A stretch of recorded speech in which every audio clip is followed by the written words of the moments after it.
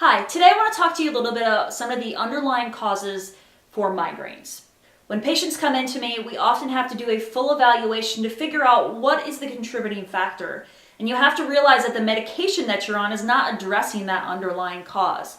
Now, migraines are near and dear to my heart because I used to be a migraine sufferer.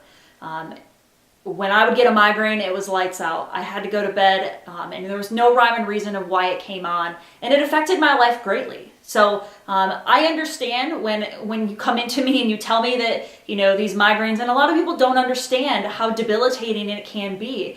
When you have to come home in the middle of the day to go to bed, when you can't go to work, when you can't play with your kids, and it just robs you of the quality of life that you could be having. So again, this is near and dear to my heart in that, it was my passion to figure out why did I have this in the first place.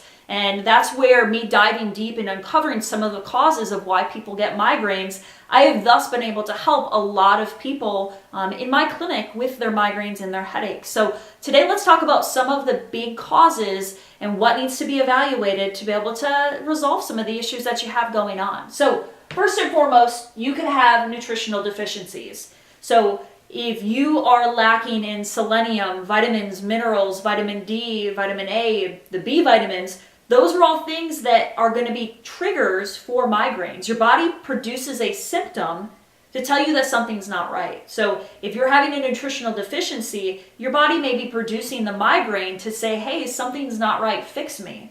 You could still be eating a clean diet of fruits and vegetables and still be mineral and vitamin deficient because a lot of our soil has been depleted of most of its minerals, that people still aren't getting the adequate amount that they actually need.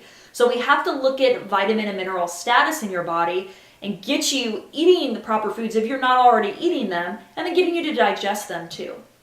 We've got to be looking at the food triggers. There are a lot of foods that can trigger migraines and headaches, and I will tell you the top three are going to be gluten, dairy, and soy. Those things create massive inflammation and thus can trigger a migraine. That inflammation is what aggravates that nerve in the first place, thus producing the symptom. So we've got to be looking at those food triggers, and you can't do a food journal to figure this out. A lot of my patients that come to me say, oh, I've already done a food journal. My doctor tells me that it's nothing that I'm eating.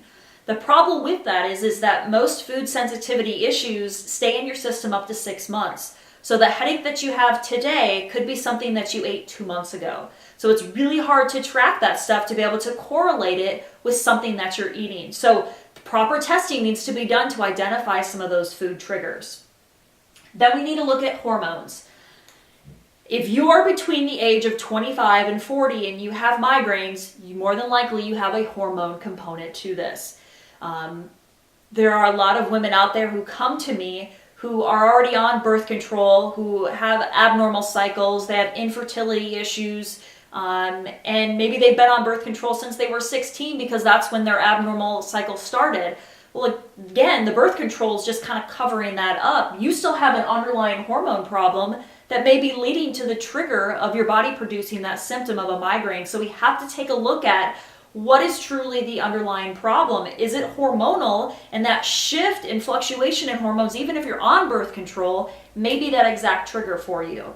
We also need to look at thyroid hormone, because thyroid hormone, if that is dysfunctional and you're not making adequate amounts of that, you can also produce a symptom of headaches and migraines. So we've got to look at that hormone component of it. Now, environmental. So there are a lot of environmental triggers that create migraines and headaches. Bright lights, environmental toxins, MSG.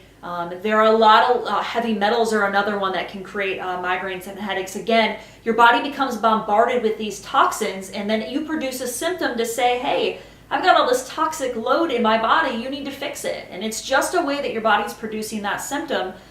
So we have to look at the environmental part of it because it's a big key player. Last one is going to be structural. We have to rule out that we don't have anything structural going on in the neck that could be creating that dysfunction.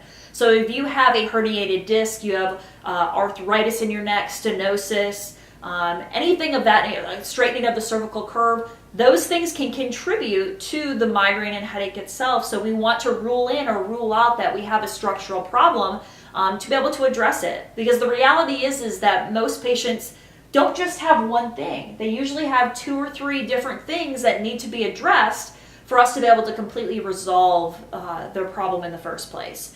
So if you are a migraine sufferer, or you know somebody that is a migraine sufferer, share this video with them, because you don't have to suffer. There are other options out there. You don't just have to take the medications, which, and a lot of times, don't really fix the underlying problem, and you still are suffering with those migraines. And we've had good success in our office when we can uncover their triggers. So I encourage you to schedule a consultation if you are a migraine sufferer to see if we can help you. And if not, then you've learned a little bit about exactly what some of your triggers are, and maybe you can dive deep and try to figure out what is your trigger for your migraines. Hope you learned a little bit, and have a great day.